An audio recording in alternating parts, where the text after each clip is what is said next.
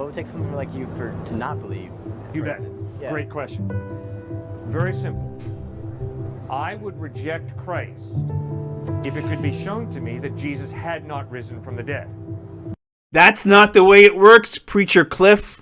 Your belief must rest on good evidence, on something that's demonstrable. Is it reasonable for me to say, hey, I will not believe in Spider-Man if he didn't save Mary Sue? Does that make sense? So as long as no one can show me that he didn't save Mary Sue, then my belief in Spider-Man is somehow justified, right? Because we have comic books, so we have a story about him, right? So I'd be just as guilty as you are of believing in something extraordinary based on just a story alone. You're asking someone to disprove an assertion that was never proven in the first place, right? We don't even know, first of all, we don't even know if Jesus really existed. But even if I give that to you, that he did, then you have to show that not only that resurrection is possible, but that this particular person in history resurrected, of which we have no information on at all. No one ever wrote during his lifetime, right? No one contemporary.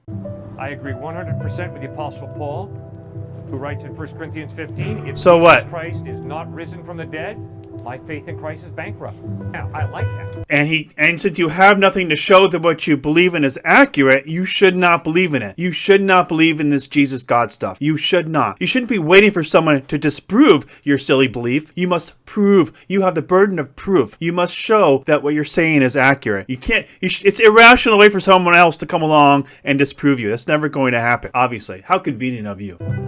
Because I feel very awkward with, I believe. You should. You should. Great. Right. So where's your evidence? Exactly. But why? And is there any way to verify or falsify your belief? Let's know. Where is it? No way to verify or falsify my belief. Then why do you believe? Then you have an irrational belief, Preacher Cliff. It's irrational. You shouldn't be doing it. It's that simple. I get real scared. Those types of people make me feel very uncomfortable. Come on. You make everyone feel There's no way uncomfortable. to verify, to falsify whatever it is you believe. Otherwise, you've got such a tight, airtight system. I think you're brainwashed, probably. Look at your own words, Cliff. You got to be asking, what is it that I believe? He's not even paying attention to what he's saying and looking at it objectively. Just because someone can be out preaching to students about stuff that doesn't exist doesn't mean they should. He should not be out there. What this preacher is doing is bad for society, bad for mankind.